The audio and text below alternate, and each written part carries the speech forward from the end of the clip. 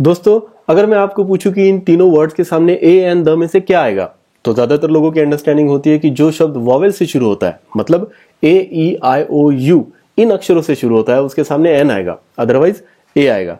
तो उस हिसाब से यूनिवर्सिटी के सामने एन आएगा, यूनियन के सामने भी एन आएगा और आवर के सामने ए आएगा। और कुछ लोगों को ऐसा लगता है कि जो शब्द यूनिक है उसके सामने द आएगा, उस हिसाब से यूरोप के सामने द आएगा, यूएसए के सामने द आएगा और इंडिया के सामने भी द आएगा। अगर आपको भी ऐसा लगता है तो आप गलत है, क्योंकि यूनिवर्सिटी और यूनियन के सामने एन नहीं ए आएगा। यूएसए और यूरोप के सामने तो द आएगा, लेकिन इंडिया के सामने ए एंड द में से कुछ भी नहीं आएगा। किस वर्ड के सामने क्या आएगा और क्या नहीं आएगा, इसके सारे कंसेप्ट समझने के लिए चलिए देखते हैं आज का हमारा वीडियो। तो अंत तक बने रहिए और अपने सारे डाउट्स क्लियर कर लीजिए।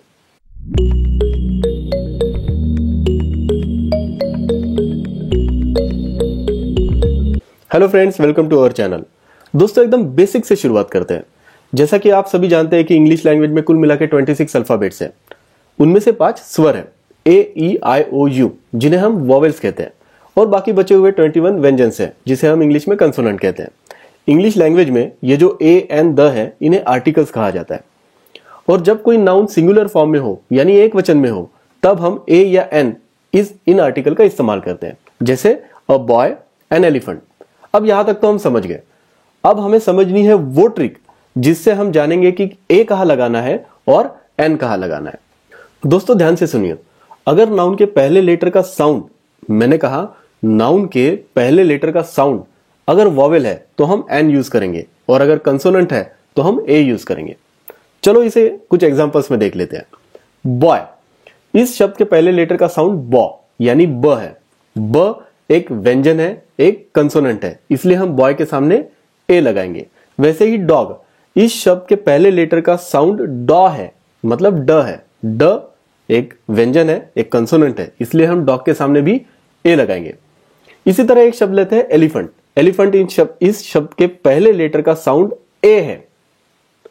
अब आप यहां पे अलर्ट हो जाइए, क्योंकि ए एक वॉवेल है, इसलिए एलिफेंट के सामने हम एन लगाएंगे।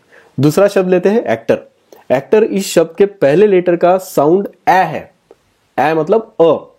अब यहां पे भी आप अलर्ट हो जाइए, क्योंकि अ भी एक वॉवेल है, इसलिए एक्टर के सामने भी हम एन लगाएंगे। यहां तक हम ए और एन के बेसिक कंसेप्ट समझ गए हैं। अब थोड़े कॉम्प्लेक्स एग्जांपल लेते हैं। ध्यान से सुनिएगा, क्योंकि कॉम्पिटिटिव एग्जाम में आपको यही तो पूछा जाएगा। 2 एस से शुरू होने वाले शब्द लेते हैं, हाउस और अवर। हाउस, इस शब्द के पहले लेटर का साउंड ह है, मतलब ह है। ह एक कंसोनेंट है, इसलिए हाउस के सामने हम ए लगाएंगे। दूसरा शब्द है अवर। अवर शब्द भले ही एस से शुरू होता हो, लेकिन हाउस की तरह हम अवर के सामने ए नहीं लगाएंगे। क्यों? आप जानते हो, जी हां, अवर इस शब्द के पहले लेटर का साउंड अ है। अ एक वॉवेल है, इसलिए अवर के सामने हम लगाएंगे एन। एक और एग्जांपल ले लेते हैं। इस बार हम यू से शुरू होने वाले 2 शब्द लेते हैं, अम्ब्रेला और यूनिवर्सिटी। अम्ब्रेला, इस शब्द के पहले लेटर का साउंड है अम यानी अ। अ एक वॉवेल है, इसलिए हम अम्ब्रेला के सामने एन लगाएंगे।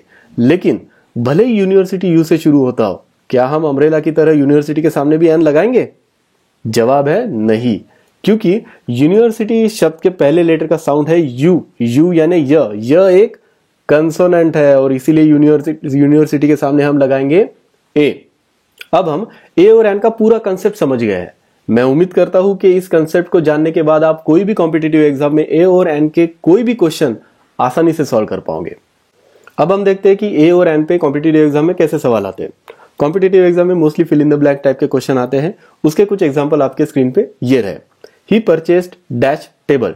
टेबल इस शब्द के पहले लेटर का साउंड ट से शुरू होता है, इसलिए टेबल के सामने हम ए लगाएंगे। Just dash minute. मिनट इस शब्द के पहले लेटर का साउंड म से शुरू होता है, इसलिए मिनट के सामने भी हम ए लगाएंगे। It is dash honour to work with you.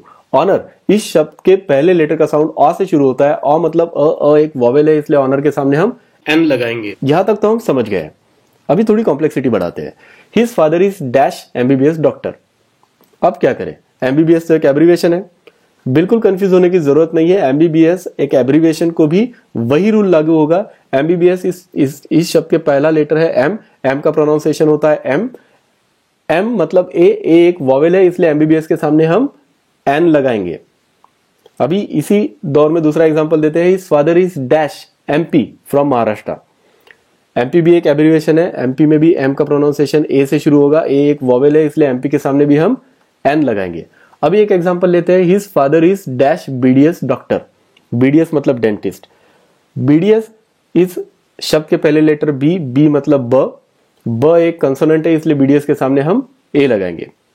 अब तक हमने A और N ये आर्टिकल की सारी कॉम्प्लेक्सिटी समझ ली है।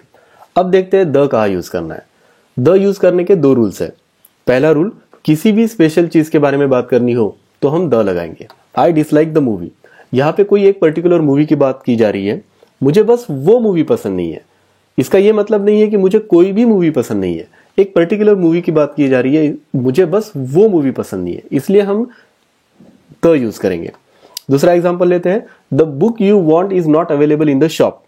यहाँ पे जो पर्टिकुलर बुक आपको चाहिए वह उस पर्टिकुलर XYZ शॉप में उपलब्ध नहीं है, ऐसा कहा जा रहा है। इस बात को समझने के लिए चलिए एक एग्जांपल ले लेते हैं। I like the shirt, I like a shirt. Competitive exam में कई बार आपको ये पूछा जा सकता है कि इन दोनों में से क्या सही है, तो आपको बता दो ये दोनों सही है। हो सकता है कॉम्पिटिटिव एग्जाम में ऑल ऑफ द अबव यहाँ पे आपको टिक करने की जरूरत पड़े। दोस्तों देखिए, यहाँ पे ध्यान देने वाली बात यह है कि अगर कोई पर्टिकुलर शर्ट के कॉन्टेक्स्ट में बात की जा रही है तो आपको द यूज करना है। अगर कोई पैराग्राफ दिया है या वो शर्ट का रेफरेंस कुछ पहले वो शर्ट के बारे में बात की गई हो और बाद में वो शर्ट का रेफरेंस अपने को ये सेंटेंस में लेना है तो आपको द यूज करना है। लेकिन अगर जनरल शर्ट के बारे में बात हो रही हो तो आपको ए यूज करना है। तो ये जो कॉन्टेक्स्ट समझने वाली बात है इस पे आपको ध्यान देना पड़ेगा। चलिए आगे बढ़ते हैं और देखते हैं द यूज करने का दूसरा रूल। दूसरा रूल कहता है जो चीज पूरी दुनिया में सिर्फ एक है उसके सामने हम द लगाएंगे, जैसे the sun, the moon, the Indian ocean, the Himalaya, the universe. दोस्तों ये हो गई द यूज करने की बेसिक कंसेप्ट। अब मैं आपको एग्जांपल के साथ बताता हूं कि द कहाँ यूज करना है और कहाँ यूज नहीं करना है। तो सबसे पहले देखते हैं कि द को कहाँ यूज नहीं करना है। तो पहला पॉइंट है, किसी भी कंट्री के सामने हम द नहीं लगाएंगे, बल्कि हम कंट्री के सामने ए एंड द इनमें से कोई भी आर्टिकल नहीं यूज करेंगे। जैसे हम कभी नहीं कहेंगे द इंडिया, हम हमेशा कहेंगे I love India, I live in India. लेकिन जब भी USA, UK, UAE इनकी बात करनी हो तो हम उनके सामने द लगाएंगे। क्यों? क्योंकि ये कंट्री के नाम नहीं है, ये कंट्रीज का ग्रुप है, इसलिए हम हमेशा कहेंगे the USA, the UK, the UAE। तो दूसरा पॉइंट है, हम किसी भी लैंग्वेज के सामने द यूज नहीं करेंगे। इनफैक्ट हम किसी भी लैंग्वेज के सामने ए एंड द में से कोई भी आर्टिकल यूज नहीं करेंगे। हम सिंपली कहेंगे I love Hindi, I speak in Hindi language.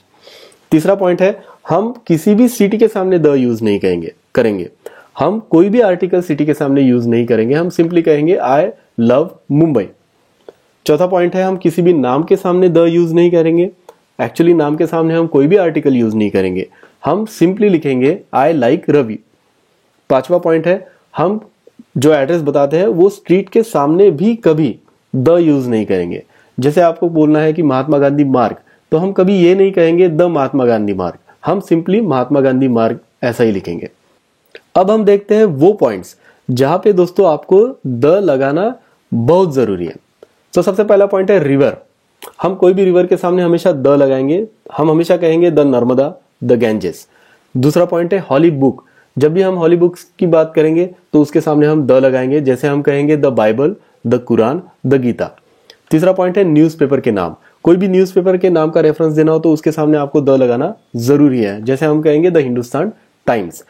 चौथा पॉइंट है, जब हमें कोई क्लास को दर्शाना हो, मतलब पूरी प्रजाति के बारे में बात करना हो, तो हम उसके सामने द लगाएंगे। जैसे हमें पूरी मानव जाति के बारे में बात करना हो तो उसके सामने हम द लगाएंगे। For example, humanity will save the Mankind, तो ये मैनकाइंड के सामने हमने यहाँ पे द लगा दिया। जैसे पूरे कुत्तों की प्रजाति के बारे में बात करनी हो तो उसके सामने हम द लगाएंगे। For example, nutritious food is important for the dogs. इसका मतलब ये है कि दुनिया भर के सारे डॉग्स के लिए न्यूट्रिशियस फूड जरूरी है। तो दोस्तों ये थे ए एंड द आर्टिकल के डिटेल कंसेप्ट। अगर आपको वीडियो अच्छा लगा हो तो चैनल को प्लीज सब्सक्राइब करिए, वीडियो को लाइक कीजिए और दोस्तों को शेयर कीजिए। धन्यवाद।